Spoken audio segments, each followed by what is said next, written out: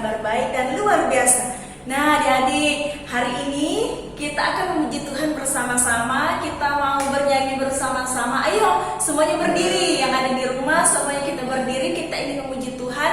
Kita ingin mengatakan di sini senang dan di sana senang. Oke, sambil bertepuk tangan ya.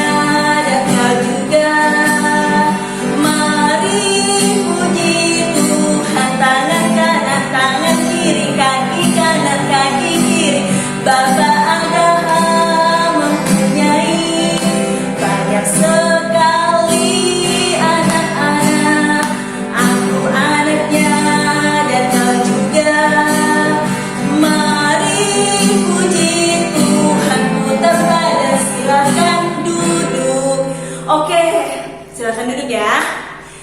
Hari ini kita sudah memuji Tuhan. Sudah capek belum? Pasti belum capek. Anak Tuhan pasti tetap semangat memuji Tuhan walaupun sekolah minggu di rumah aja. Hari ini kita mau berdoa. Kita berdoa terlebih dahulu ya. Tuhan Yesus, kami bersyukur hari ini kami akan mulai sekolah minggu. Tuhan Yesus berkati anak-anak sekolah minggu yang sudah hadir bersama-sama untuk memuji Tuhan. Berkati orang tua, berkati juga kakak-kakak yang mendampingi supaya kami senantiasa dapat bersekolah minggu dengan baik. Tuhan Tuhan Yesus berkati kami, ibadah kami dari pertama pertengahan hingga berakhir. Inilah doa kami, dalam nama Tuhan Yesus kami berdoa, amin. Nah adik-adik, kita masih memuji Tuhan. Kita ingin mengatakan bahwa walaupun dunia mengatakan kita tidak berarti, tapi Tuhan Yesus mengatakan bahwa kita berharga dan kita sungguh dikasihi oleh Tuhan. Nah adik-adik, pujian ini mengatakan bahwa kita sangat dikasihi dan sangat berharga di mata Tuhan. Jadi semua kita adalah anak yang istimewa di mata Tuhan, oke? Kita ingin bernyanyi, Ku Istimewa.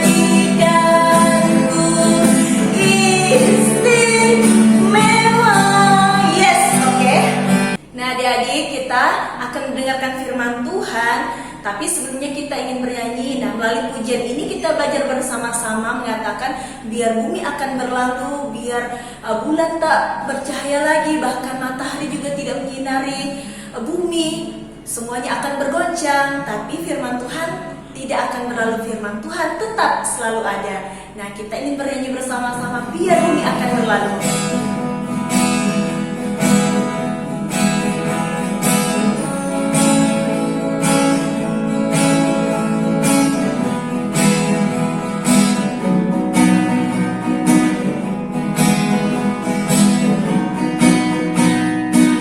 Biar bumi akan berlalu, biar bulan tak bercahaya lagi, biar gunung akan bergoncang, matahari tak bersinar lagi, tetapi Tuhan Yesus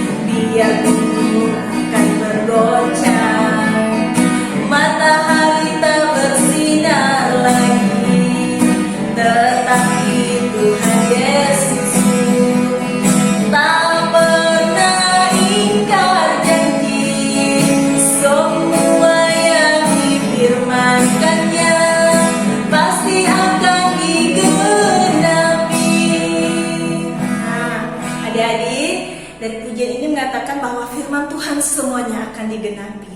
Kita akan mendengarkan firman Tuhan, tapi sebelumnya kita berdoa terlebih dahulu. Tuhan Yesus, hari ini kami anak-anak sekolah minggu ingin mendengarkan firman Tuhan. Tuhan Yesus berkati anak-anak sekolah minggu yang sudah mempersiapkan diri. Tuhan Yesus berkati juga untuk kakak-kakak sekolah minggu yang sudah mempersiapkan diri menyampaikan firman Tuhan. Inilah doa kami, dalam nama Tuhan Yesus kami berdoa. Amin. Shalom adik-adik, pada hari ini kita mau dengar cerita firman Tuhan, tapi sebelumnya kita berdoa dulu ya. Ayo lipat tangannya, tutup mata, tunduk kepala, kita berdoa. Tuhan Yesus, pada hari ini kami datang kepada Tuhan. Kami bersyukur untuk kebaikan Tuhan, dan pada hari ini kami mau mendengarkan cerita firman-Mu. Tuhan berkati kami, anak-anak sekolah minggu. Biarlah kami boleh mendengarkan firman-Mu dengan baik, dan kami boleh memahami firman yang akan disampaikan kepada kami. Dan berkatilah kami semua ya Tuhan pada hari ini. Terima kasih Tuhan, ini doa ucapan syukur kami. Dalam nama-Mu kami berdoa, haleluya, amin. Nah adik-adik, pada hari ini kakak mau bawa cerita firman Tuhan dengan satu tema, yaitu Allah mengutus Yesus Kristus sebagai juru selamat. Allah mengutus Yesus Kristus sebagai juru selamat. Sebelum kita mendengarkan cerita firman Tuhan, kita mau baca Alkitab dulu ya. Kita buka Alkitab kita di dalam Roma pasal yang ke-5 ayat yang ke-8. Roma pasal yang ke-5 ayat yang ke-8. Kita akan baca firman Tuhan ini. Akan tetapi Allah menunjukkan kasih-Nya kepada kita oleh karena Kristus telah mati untuk kita ketika kita masih berdosa. Sekali lagi kakak bacakan bagi kita. Akan tetapi Allah menunjukkan kasih-Nya kepada kita oleh karena Kristus telah mati untuk kita ketika kita masih berdosa. Nah adik-adik, cerita firman Tuhan pada hari ini temanya Allah mengutus Yesus Kristus sebagai juru selamat. Adik-adik masih ingat gak cerita tentang Adam dan Hawa di Taman Eden?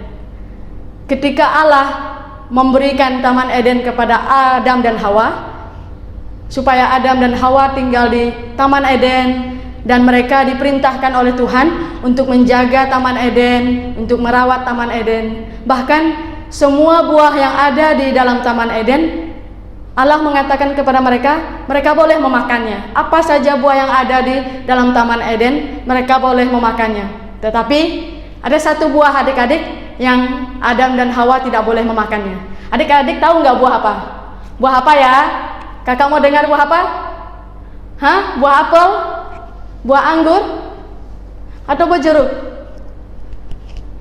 Tidak ada adik, bukan buah apel, bukan buah anggur, bukan buah jeruk. Yang dilarang Tuhan ada satu buah, yaitu buah pengetahuan yang baik dan yang jahat. Tetapi Adam dan Hawa tidak mau mendengarkan perintah Allah. Mereka melanggar perintah Allah. Mereka tidak mau taat perintah Allah. Mereka memakan buah pengetahuan yang baik dan yang jahat itu, sehingga ketika mereka memakan buah pengetahuan yang baik dan yang jahat itu, mereka jatuh ke dalam dosa. Mereka telah berbuat dosa. Mereka tidak mau lagi taat kepada Allah, sehingga mereka pada saat itu sadar bahwa mereka telah jatuh ke dalam dosa. Oleh karena apa adik-adik mereka jatuh ke dalam dosa? Karena mereka tidak mau mendengarkan perintah Allah. Mereka tidak mau taat kepada perintah Allah. Mereka melanggar. Oleh karena itu mereka jatuh ke dalam dosa. Nah adik-adik, Adam dan Hawa adalah nenek moyang kita. Kita adalah keturunan Adam dan Hawa. Oleh karena Adam dan Hawa telah jatuh ke dalam dosa, maka kita semua manusia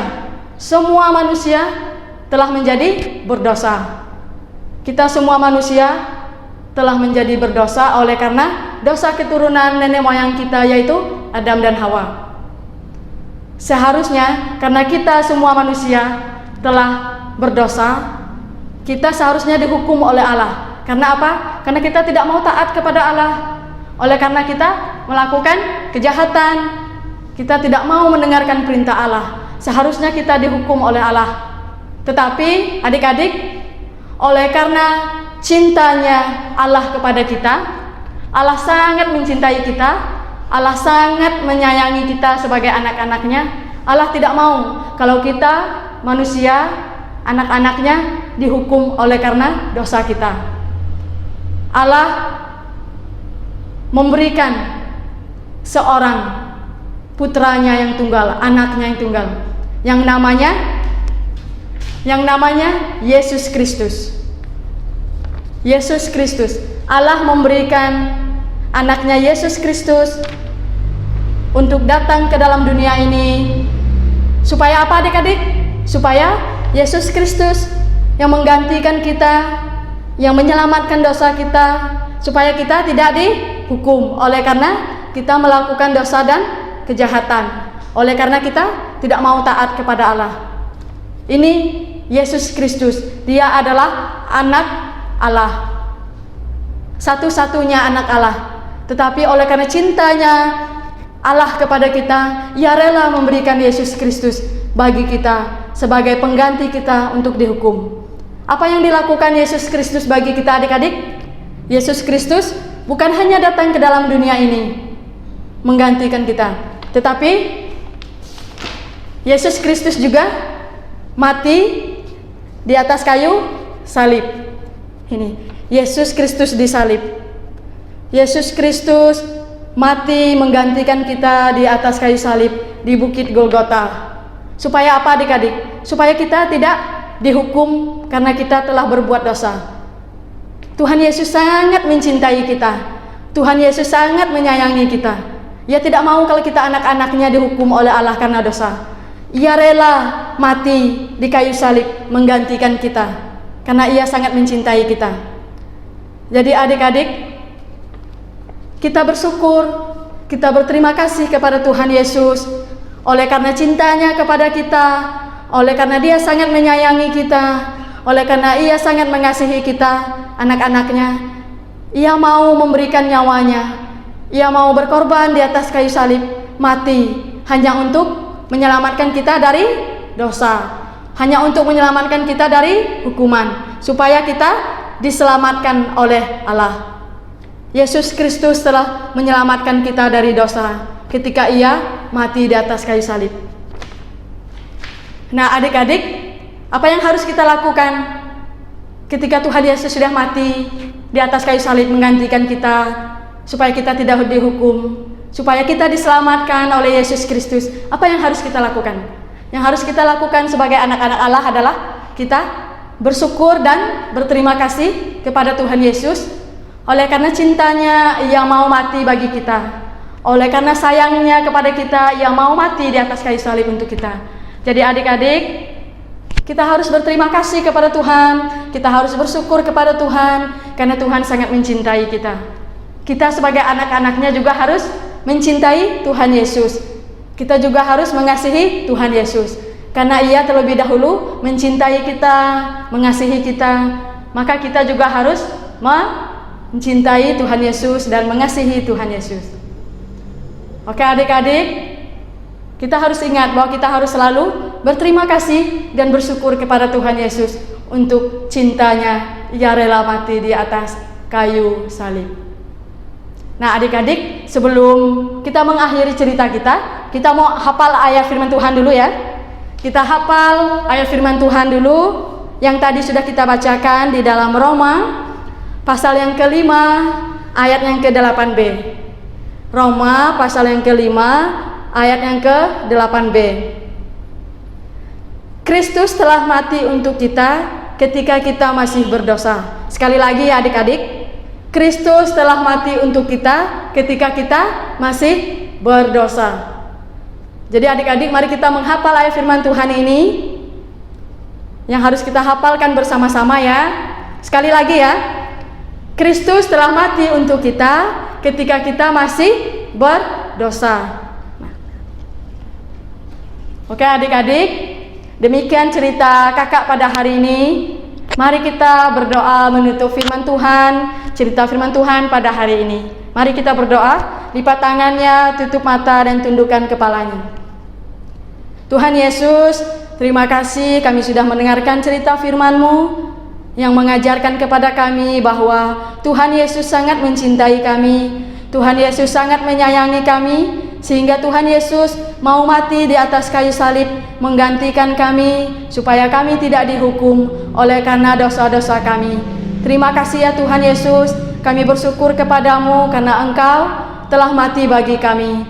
Dan biarlah ya Tuhan, biar kami juga mencintai Tuhan Yesus, dan biarlah kami juga mengasihi Tuhan Yesus, sama seperti Tuhan Yesus sangat mencintai kami. Terima kasih Tuhan, ini doa ucapan syukur kami, dalam namamu kami berdoa, haleluya, amin.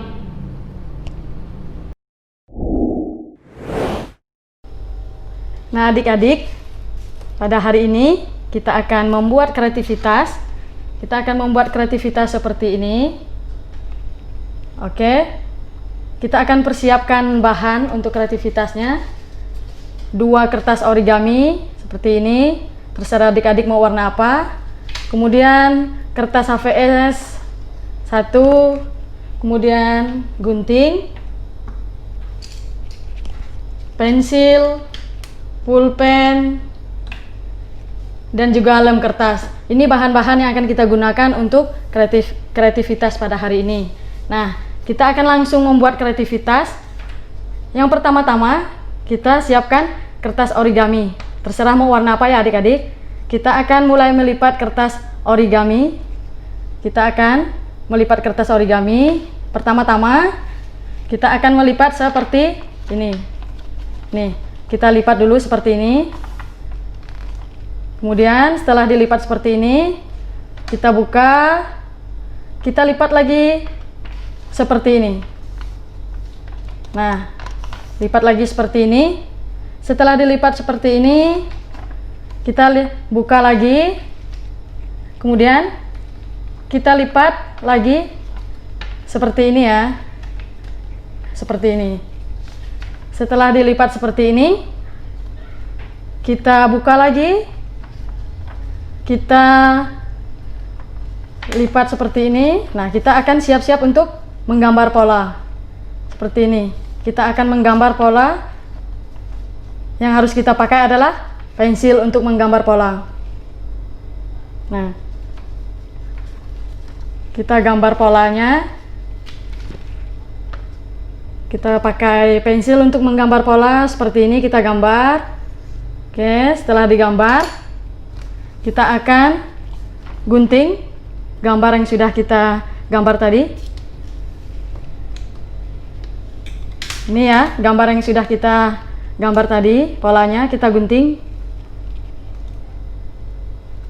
Kita gunting sesuai dengan pola yang sudah kita gambar.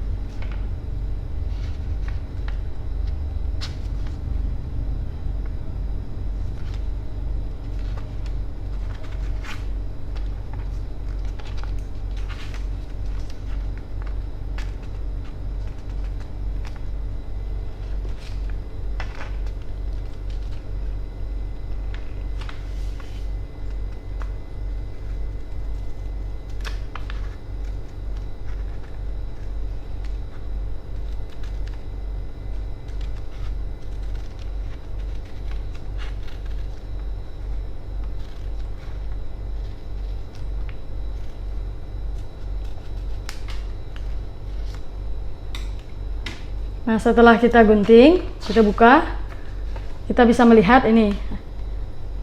Ini hasil yang sudah kita gunting tadi. Pola yang sudah kita gambar, kita gunting. Maka dia akan menjadi seperti ini. Akan berbentuk hati.